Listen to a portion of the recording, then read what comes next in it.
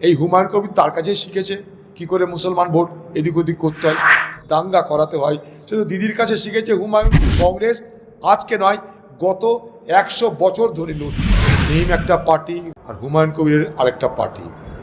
মুসলমান ভোটগুলোকে এক করার জন্য দুটো পার্টি ঐক্যবদ্ধ হয়েছিল, আর তো কোনো মহৎ উদ্দেশ্য ছিল না।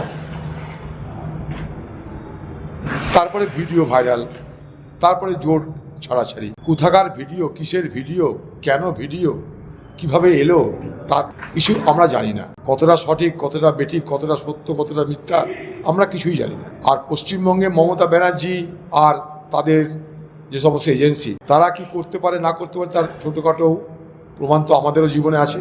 ভোটের বাজারে বিভিন্ন ধরনের বাতাবরণ তৈরি করা হয় বিভিন্ন এজেন্সিকে কাজে লাগিয়ে, এটাও হয় বাংলায়। তো স্বাভাবিকভাবেই এগুলো সত্য মিথ্যা নিয়ে আমার স্পষ্ট কোনো ধারণা নেই, কিন্তু যে ভাইরাল ভিডিও হয়েছে তাতে একটা জিনিস প্রমাণিত হয়েছে যে মানুষের মৌলিক সমস্যাকে বাদ দিয়ে কে হিন্দু কে মুসলমান, কোথায় মন্দির কোথায় মসজিদ, এই রাজনীতি বাংলায় কিন্তু আজ মমতা ব্যানার্জির নেতৃত্বে সুপ্রতিষ্ঠিত। একদিকে বিজেপি, একদিকে মমতা ব্যানার্জি, তারা পশ্চিমবঙ্গে সুপ্রতিষ্ঠিত করেছে যে ধর্মকে নিয়ে, ধর্মের মেরুকরণ নিয়ে কিভাবে রাজনীতি করতে হয়, এবং তাদের সেই শিক্ষায় তাদের দলের যারা অধস্তন তারা শিখছে।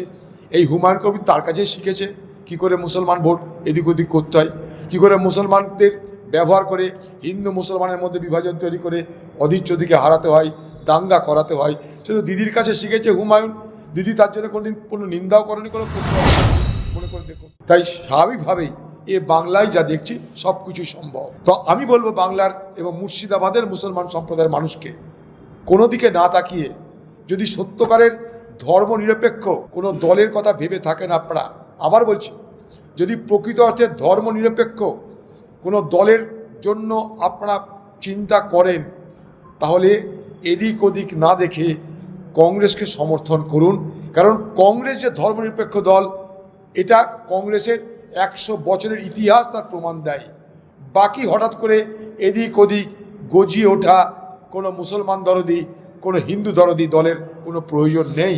কারণ ভারতবর্ষের মুসলমান, ভারতবর্ষের সংখ্যালঘু, ভারতবর্ষের শিডিউল কাস্ট, ভারতবর্ষের জনজাতি, তাদের সকলের স্বার্থ রক্ষা করার জন্যে কংগ্রেস আজকে নয়, গত 100 বছর ধরে লড়ছে। আরও বলি 138 বছর ধরে লড়ছে। তাই কংগ্রেসের কাছে মানুষ খুব সহজেই এ ভরসা পেতে পারেন, এই বিশ্বাস করতে পারেন যে ধর্মনিরপেক্ষতা, সকলের জন্য সমান অধিকার যদি কোনো দল দিতে চায়, তার নাম ভারতের জাতীয়